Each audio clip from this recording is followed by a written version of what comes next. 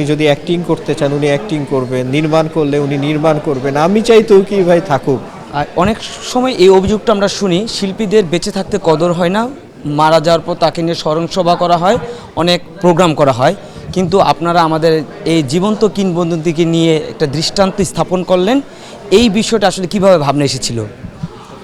আমরা সবসময় চাই, অভিনয় শিল্পী সংঘ সবসময় বিশ্বাস করে অগ্রজদের হাতে, মানে অগ্রজরা যে ঘরটা তৈরি করেছেন তিলে তিলে কষ্ট করে, সেটা আমাদের ছাউনি হিসেবে কাজ করে।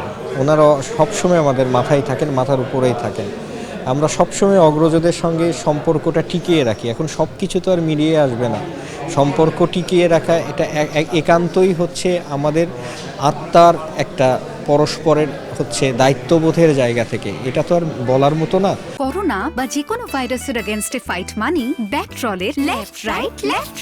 আমরা সবসময় চেষ্টা করি আমার অগ্রজদের সম্মানটুকু দিতে, কিন্তু এভাবে এই প্রক্রিয়ার মাধ্যমে সবার সামনে আমাদের অগ্রজদের সম্মান দেওয়ার চেষ্টা করে নিজে সম্মানিত হওয়ার যে প্রক্রিয়াটা আমরা শুরু করেছি, এটা অব্যাহত থাকবে এবং এটা চলতেই থাকবে।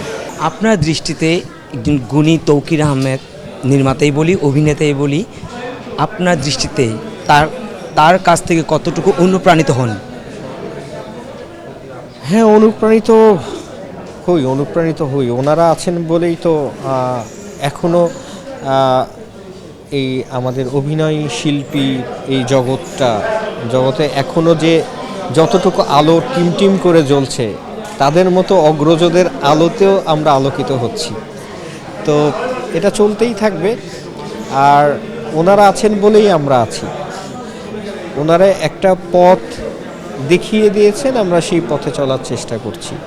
এখন ওই পথটা যদি বিলীন হয়ে যায়, ওই পথটাকে টিকিয়ে রাখা হচ্ছে আমাদের দায়িত্ব। ওই পথটা যদি বিলীন হয়ে যায় তাহলে তো আমরা দিশা হারাবো। আমরা তো এত সহজে দিশা হারাতে চাই না। সহশিল্পী হিসাবে তৌকির ভাইয়ের আরও বেশি বেশি কাজ কতটুকু প্রত্যাশা করেন? সহশিল্পী হিসাবে আমি আসলে তৌকির ভাইয়ের উপরে ছেড়ে দিতে চাই।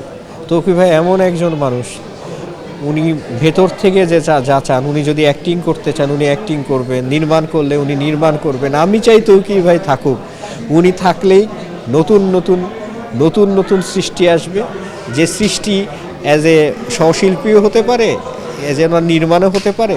ওনার ভালো কিছুই আমাদের অনুপ্রাণিত করবে। আমি চাই উনি এই সৃষ্টিশীল কাজে কাজ করতে থাকুক।